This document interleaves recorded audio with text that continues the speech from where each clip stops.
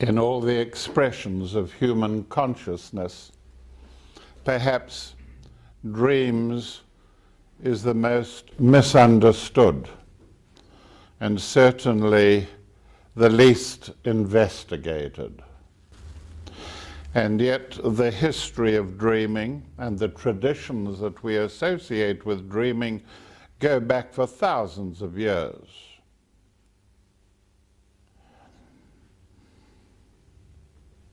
And the matter of dreaming is aggravated also by the fact that everybody tends to dream. There are a few exceptions, but most people tend to dream, and therefore it's an everyday phenomenon. On the other hand, the dream seems to have such connections with the unconscious of mankind that it is always debatable. It's in the field of debate constantly. No one is certain about it. And that is why there have been so many attempts to interpret dreams. There's no doubt in my mind that dreams will eventually indicate areas of causality in human behavior that we know nothing about as yet. It's probably that aspect of consciousness that lies closest to the human soul. Psychology, as you know, derives from the word psyche, the Greek for soul.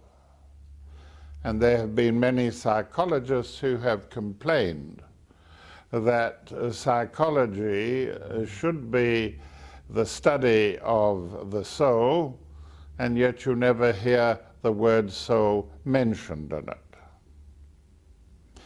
Dreams bring us into close contact with what could be interpreted as the province of the soul.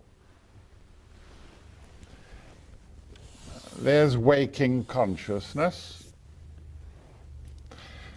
There is dreaming, so I'm going to put that in there, dreams, waking, and there is the sphere, the globe of total unconscious sleep. Unconscious sleep. I like to put up drawings about dreaming because they give you anchor points, anchorages, so that you can go back to them. When you are investigating a dream, the images of these drawings should help you. They have certainly helped me. Wakefulness we know about, the world of dreams we are studying, and where they overlap, you have daydreaming. Daydreaming, where the dream life seems to continue into waking consciousness. And many people speak about the extraordinary refreshment that comes when we daydream, as if the sources of our energy are doubled, because we are at the center point of waking, and momentarily anyway at the center point of the dream world and its energies. And so the period that I'm talking about now, the daydream, is something that people will smile at, but they will tend to value it. President Clinton used to have catnaps and daydreams, and used to speak about, tell us, how effective these periods were in his life from the point of view of refreshment. Today they have clamped all kinds of things like encephalograms on the brain, and they have found that during the dream state that there are eye movements. It's as if something is going on and we follow an object in our dream from being in front of us right over to the side. And the eyes move according to the figures in the dream. And this has been regarded, well, they're called REMs, R-E-M-S, rapid eye movements. And these have supposed to have represented a great development in our understanding of a dream psychology. But the difficulty is that it has led investigators into a lot of nonsense, suggesting that they are out of the body during the state of REMs, and that people who have said, like myself, that one can leave the body and move around in an astral body in the astral world, many miles in a few seconds, that has lost effectiveness mainly because of these people who suggest that REMs suggest alternative expressions of human consciousness.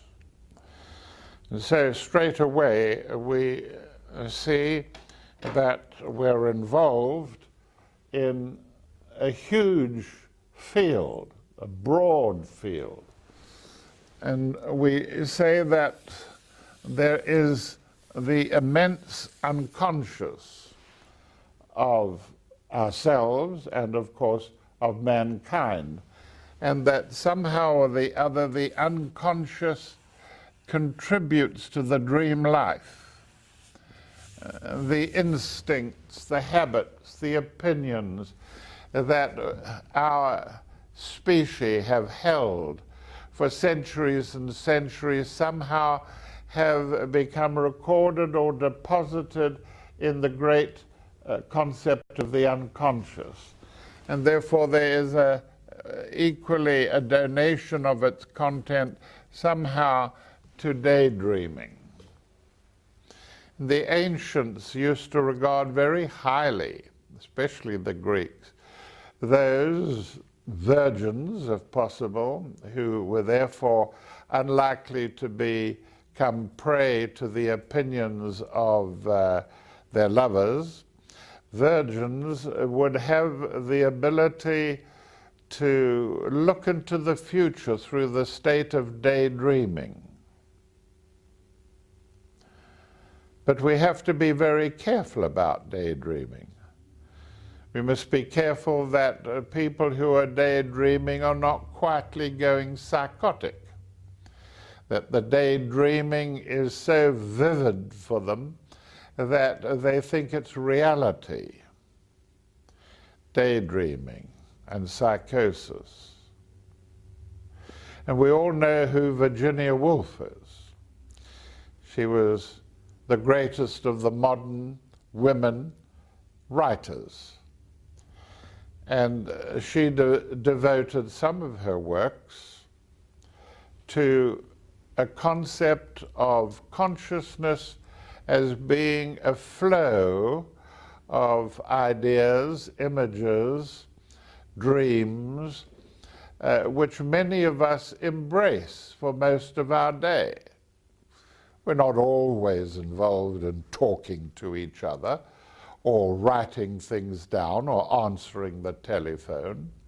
Some of us have long periods of, if not daydreaming, letting thoughts run through our consciousness, eliminating things that we don't want, allowing a censor of some sort to chuck out parts of the flow of thoughts that we don't want. Now, try to tie up always these concepts into a continuous picture.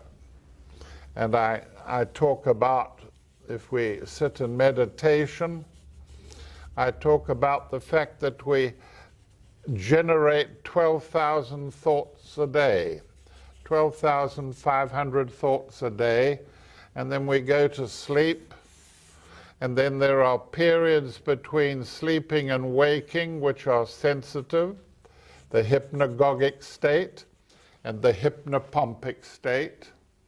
And this is where dreams can become greatly changed, influenced from the outer world, influenced by objects for meditation, influenced by extracted aspects from your horoscope. But it's part of the same picture. We'll talk about dreams and meditation a little later.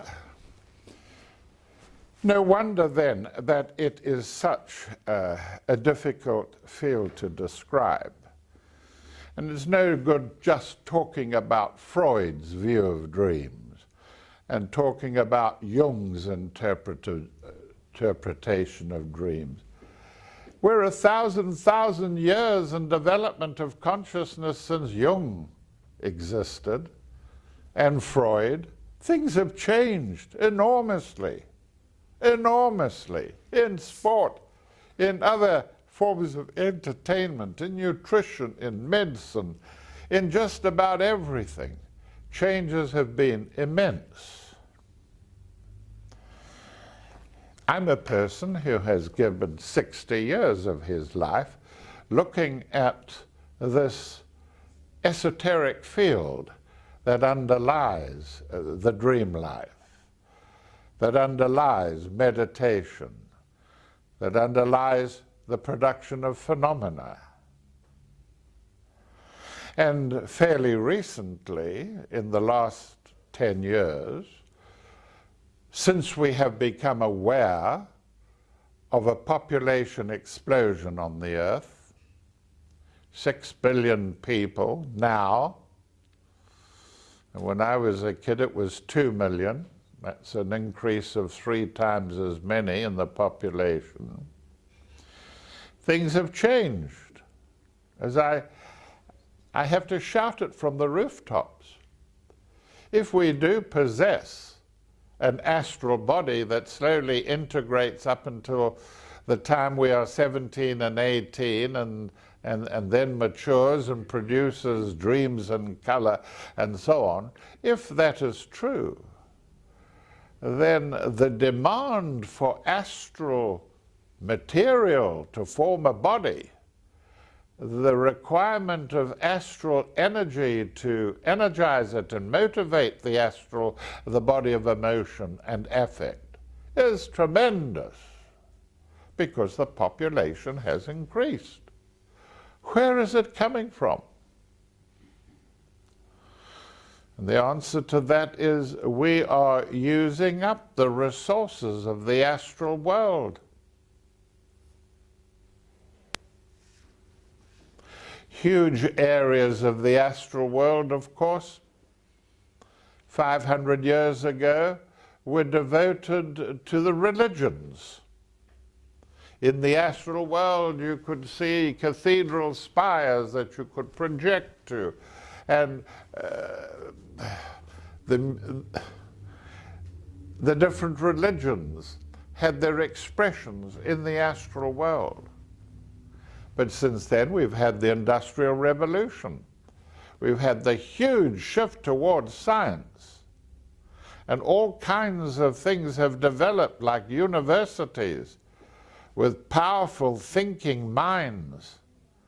And they have taken in, they have drawn out of the astral world the wherewithal, the materials, the energies of the astral world.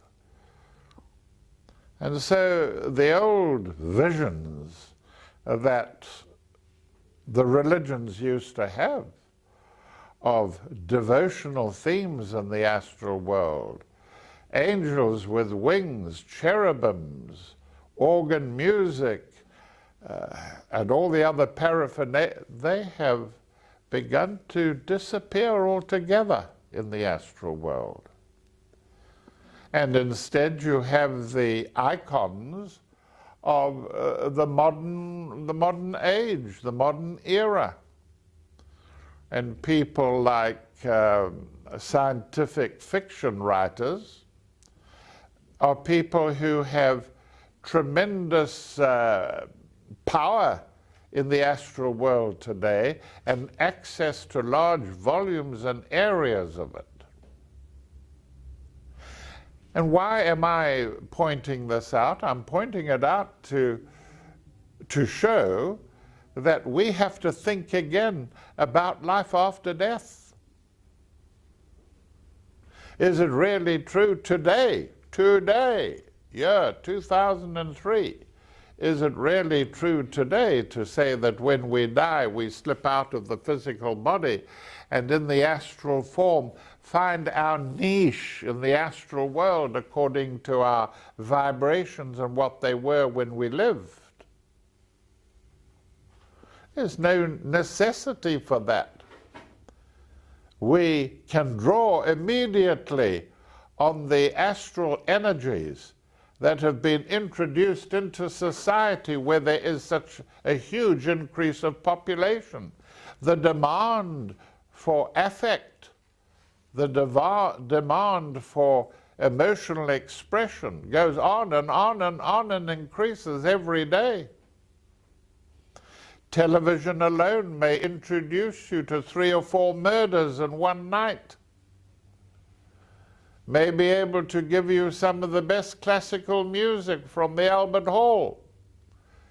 Constantly we are being emotionally stimulated and excited and adapting, and it's coming from the astral world.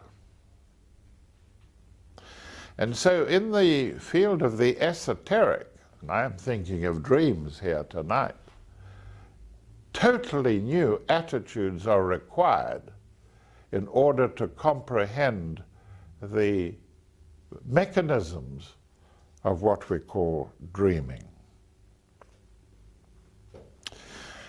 One aspect of what I've been describing has been the consistent paralleling reports of astronomers and the most advanced scientific papers that there are alternatives to our world.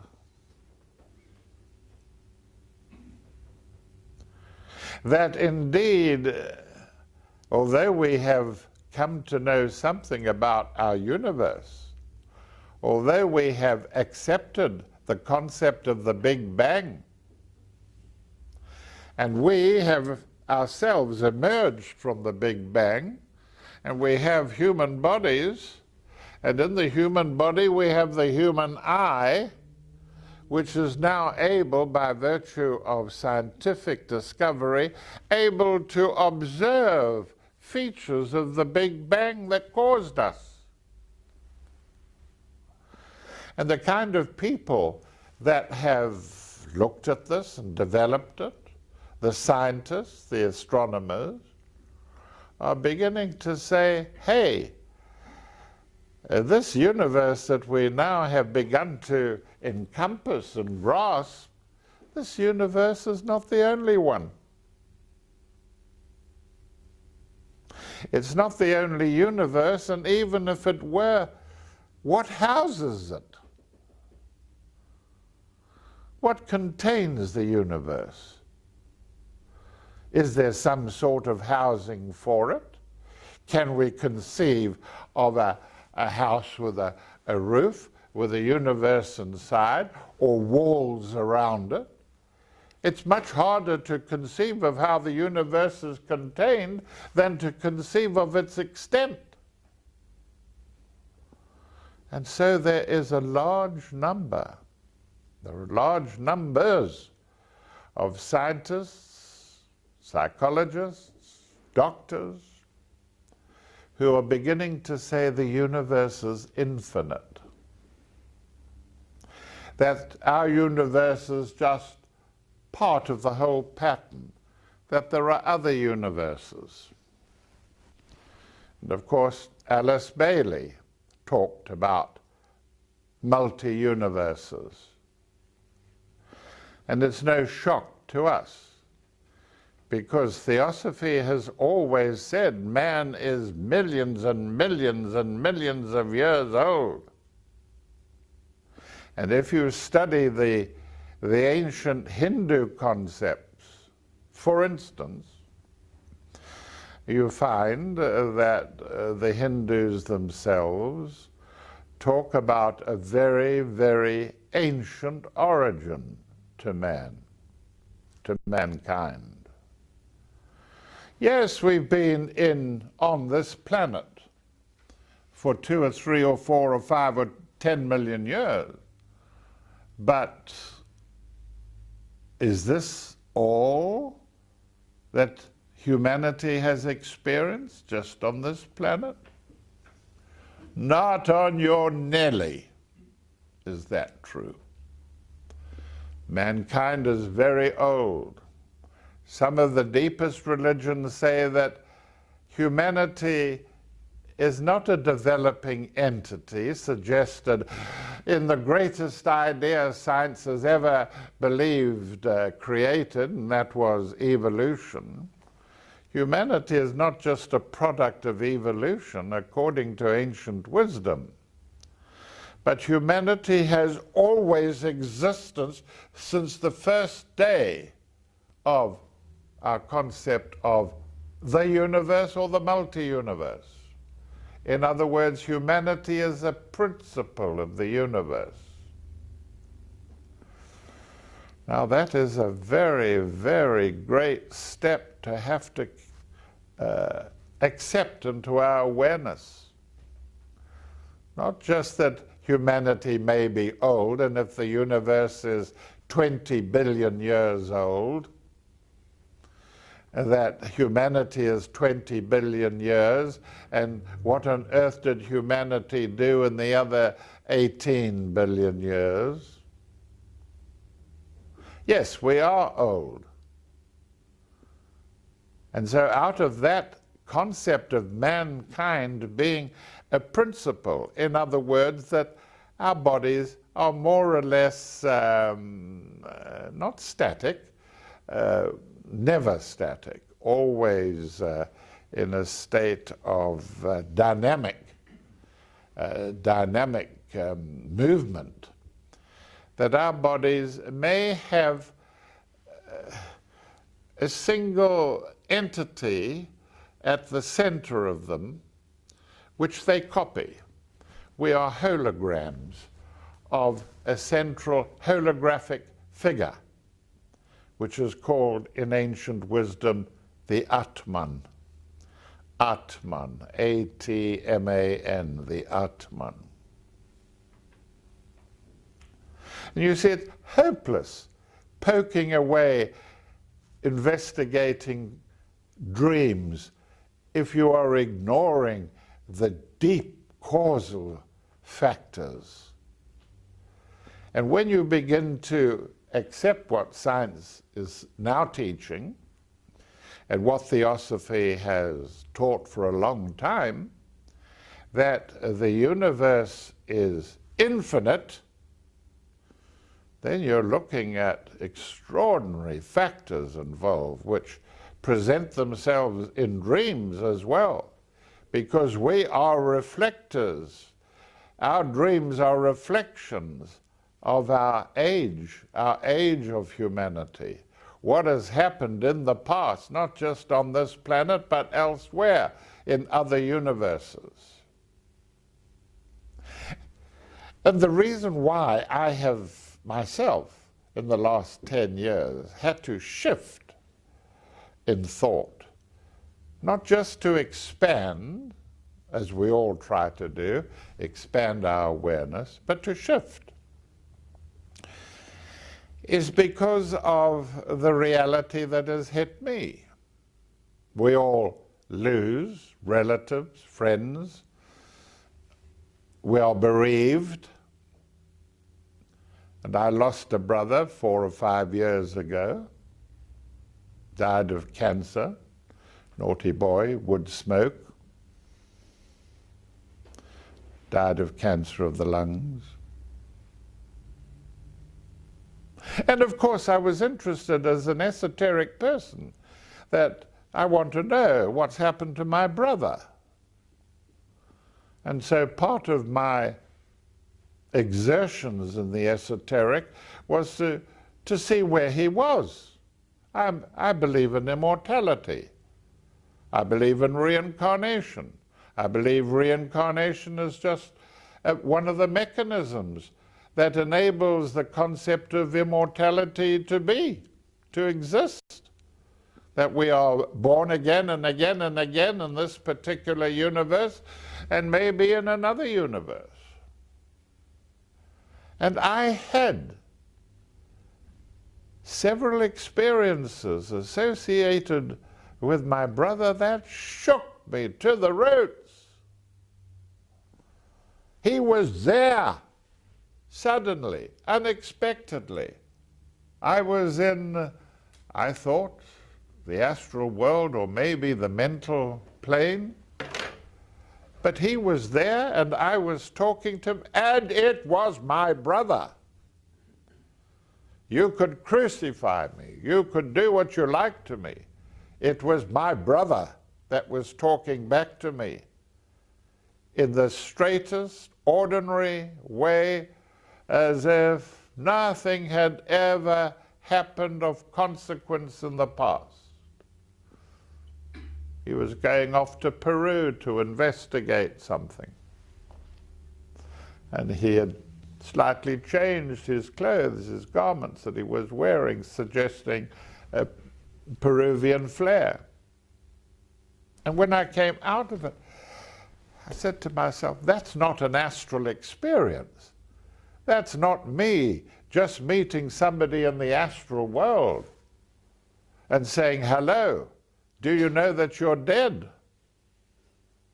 It was my brother, and he was alive, and he was elsewhere in a world that he appreciated, was comfortable in. And so I looked at the matter of consciousness again. And I began to say to myself, yes, I've had a good go at that. I've got a pile of diaries like that, expressing my dreams and daydreams. But this field, more so when I was younger, you fall asleep and you're unconscious. You're not aware. And of course, in theosophy, we were told that we entered halls of learning, that we were elsewhere. And when I went into the whole subject of dreaming, I began to, the subject of the psychology of dreams, I began to say to myself, yes, but hang on, there's a part of your investigation which has not been opened up. It is when you fall out completely from consciousness, when you don't have images passing through you, when you don't have dreams, when you are not aware, but you are out for the count, blank, dreamless sleep, which is typified in this third globe here, dreamless sleep. And then it became clear to me that maybe we all do visit a parallel globe to this one. That this world is reflected, as the ancients have said, and as the scientists now are beginning to indicate, because they have begun to look more closely at infinitely small particles which we call mental and emotional matter. There is a reflection in mental and emotional matter, perhaps of the highest order of this globe. And if the person that you are concerned with is of the nicer orders of humanity, there are places where the nicest parts of this globe are reflected. And so I have become much more oriented towards the belief that at death, and when we lose consciousness altogether, for several hours maybe, we are able to manifest ourselves, we do manifest ourselves in a paralleling globe. Now you know as well as I do that there are factors here which are very esoteric, very theosophical. We say that our globe, Earth, there it is, globe D, Earth, the solid, liquid, gas, Earth, is the fourth globe in a descending arc, and that there is equally an ascending arc.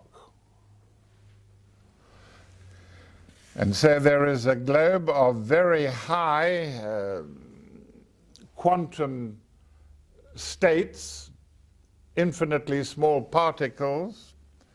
There's another globe, A, B, of mental substance. There is a globe of astral, and there's our globe.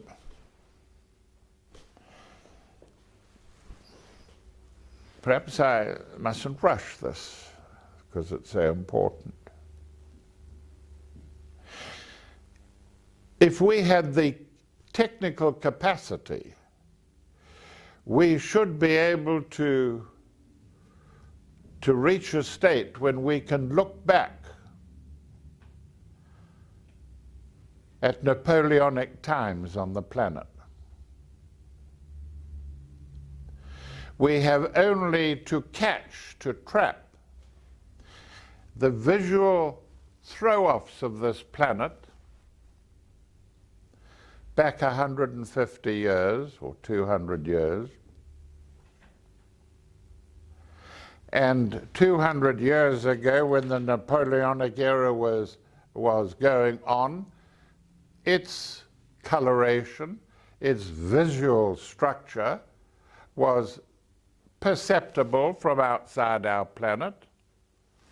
And if there is a planet 200 light years away, that planet, if it had the technical ability, could see the Napoleonic era. And if a planet 200 light years away can watch the Napoleonic era, it may mean that there is a catchment area for events on the Earth. Now, the esoteric teaching is that there are globes, subtle globes, 7 of them, and that they are made up, as I have suggested, of the different orders of matter. And I'm suggesting here, in order to open the subject up, I'm suggesting that this is globe D. That's globe D, the world of reality that we live in, the world of reality that we live in. And to a great extent, this is globe C, which reflects the astral world. And we were astral before we were physical.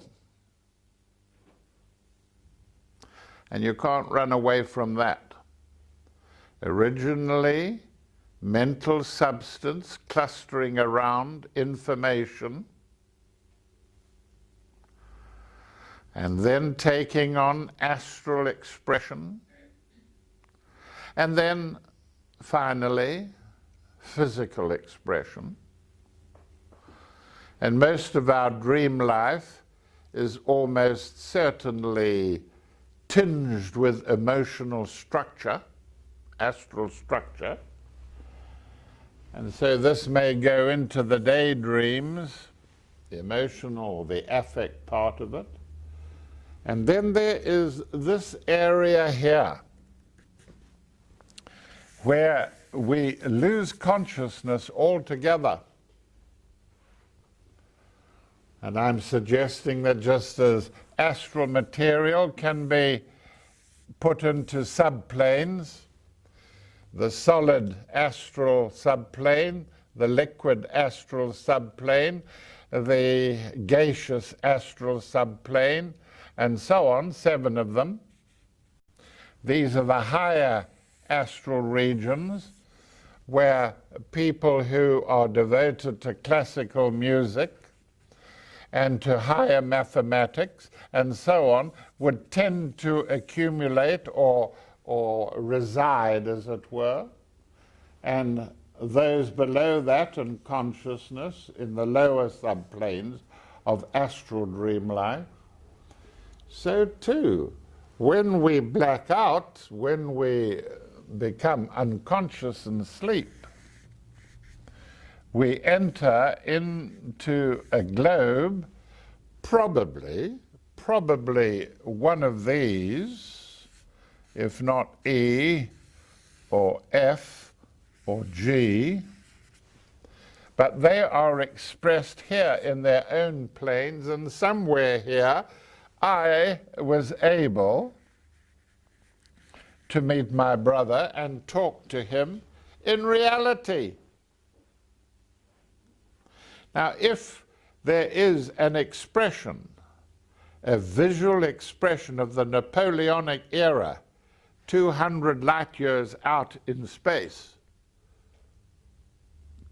possible to be observed by technical people more advanced than ourselves, then there are these paralleling globes, not just globes, but universes. And so we have to shake up our thinking. And that is what I have been trying to do. We have, of course, other structures that we are struggling to understand. We're trying to understand the human psyche. The human psyche or soul that lies somewhere between the vast unconscious, here's the unconscious, the vast unconscious and our awareness.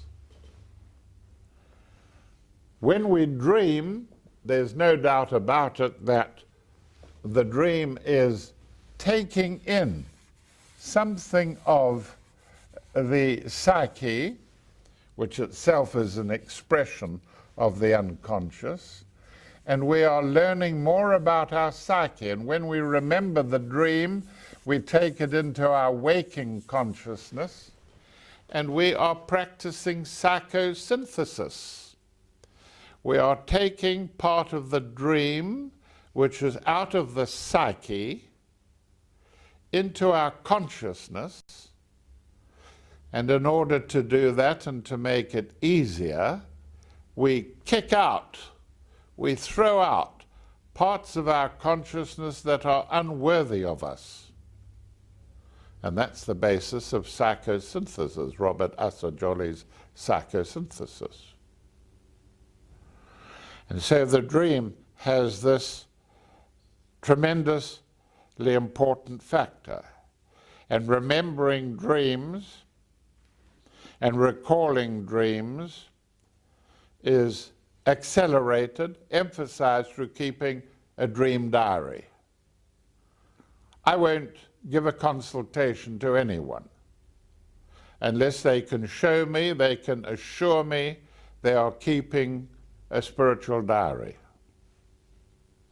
If they're not, they're being sloppy.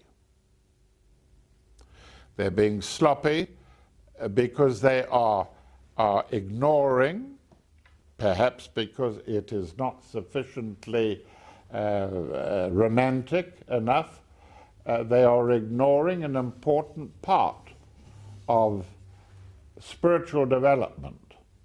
And if you don't keep a record, how many hundreds can I not tell you of who have been receptive to emissions from the psyche and have just taken them in and blah, blah, blah, blah about them again and again, year after year, and never ever grown spiritually as the result of this input, simply because they couldn't take the trouble to record the dreams and to integrate them in ways that we know very well into the personality.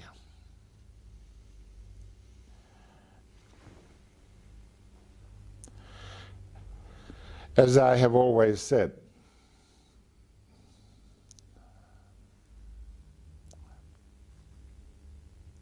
not that we must live in this world less, but that we must learn to live in both worlds more.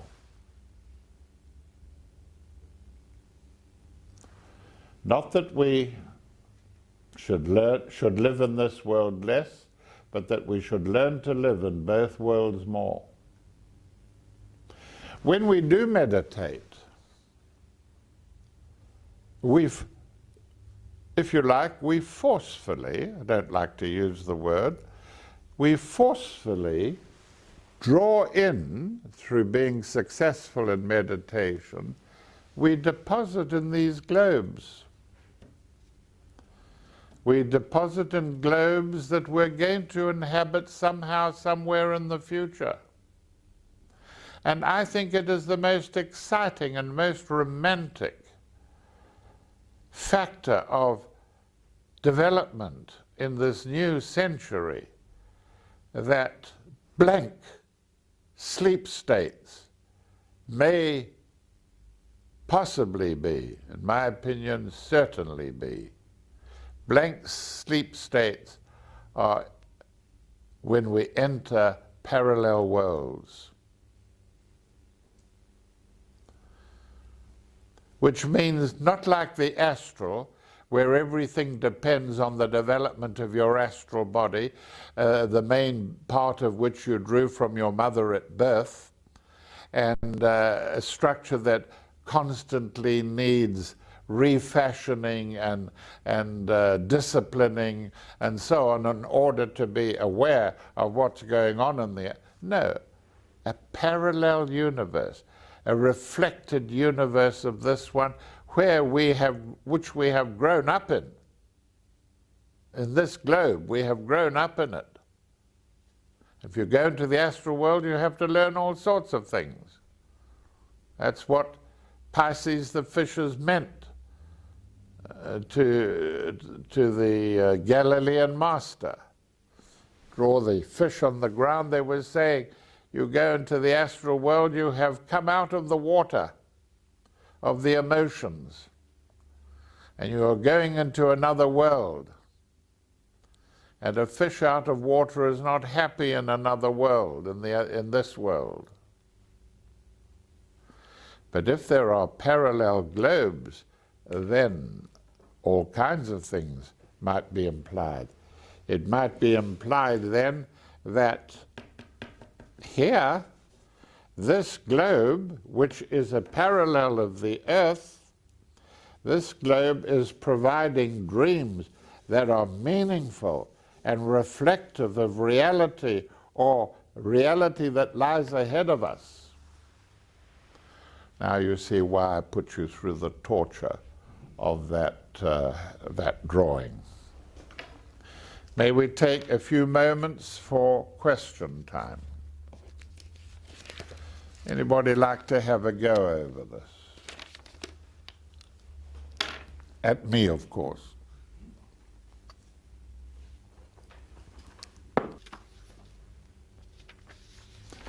The last time I was here, we talked about the dream itself having a structure.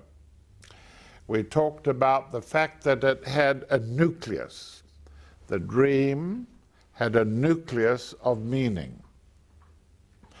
And the nucleus of meaning embodied, embraced, contained the symbols of the dream. That the symbols of the dream contain the meaning. So when you're looking at a dream and you want to know what it is saying, you look for the symbols, and you know that in those symbols the meaning is held. There, somewhere in those symbols. The symbols themselves, of course, have extensions. The element has got parts of its structure thrown outwards. And so around the meaning, there are the elements of the dream. The elements of the dream, the action in the dream. But more than anything, you must be prepared to understand there is an emotional content to the dream. There is a valuable part of the dream which is telling you what its emotional significance is. Is it warning? Is it threatening? Is it joyful? Does it suggest a stage of smooth development ahead of it? These are things that you must be prepared to look for. Jung said a dream was a symbolic meaning reflected out of the unconscious, which is what I've suggested here. Here's the unconscious. There is a symbolic meaning, and if this globe represents a dream, there is a meaning in the center with its symbols in it. Then there are elements constellating around it, which constitute the content of the dream.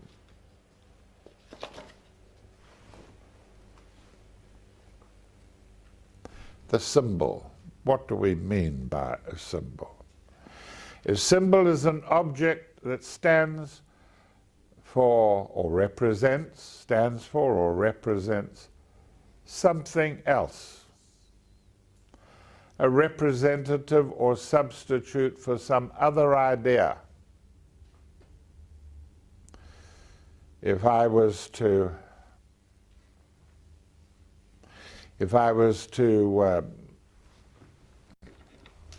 let's test you out. If I was to put up a symbol, here it is.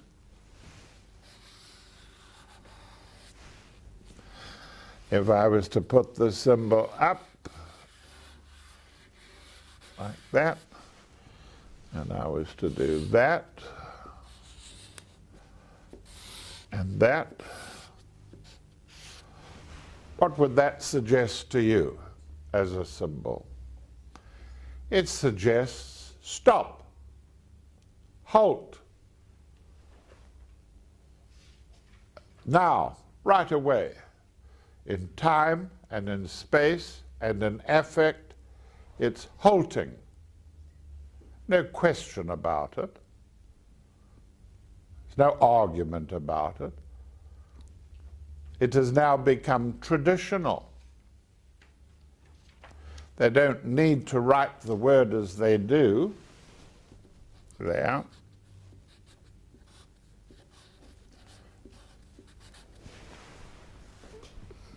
We know what it means.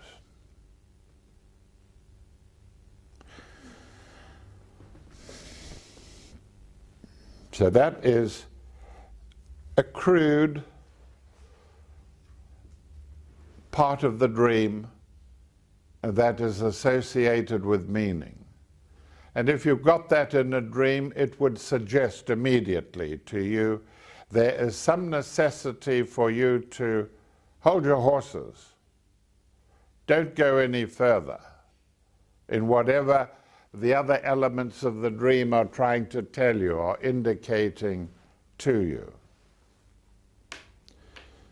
And so somewhere in the psyche, the psyche is picking up some defect or some, if you like, spiritual advantage, and it is wanting to inform the waking consciousness of what it has noted. What the basis of this is, I don't know, but what we do know is that somehow or the other, in conveying that meaning, the dream is censored. The dream is censored. A dream is censored? What kind of thing, what entity is behind censorship? We are very sensitive to censorship, aren't we? We don't like dictators. We've spent 2,000 years fighting off tyranny and dictatorship.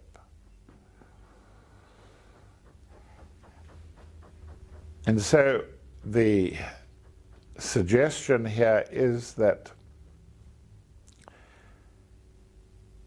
the psyche doesn't want to hurt the personality, because that's what this means. This is the personality world.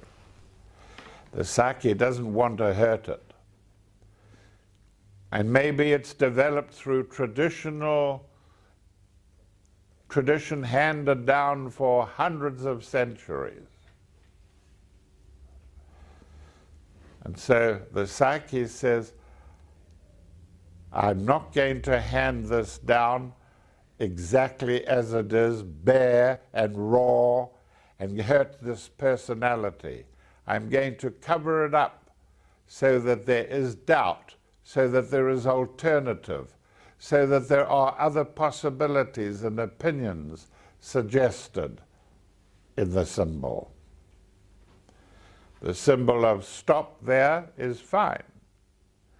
But if you are held up by a stop, by a robot, what does it suggest you are? It suggests, for instance, that you are a motor car, that you are an automobile, that you are held up. And in Theosophy, we talk about the physical body being a vehicle of consciousness, a vehicle of consciousness.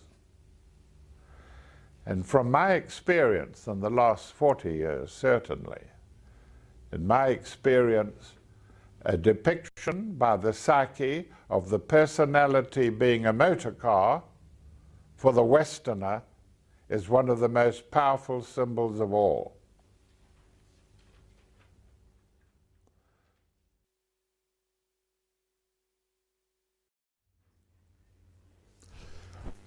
Now, obviously,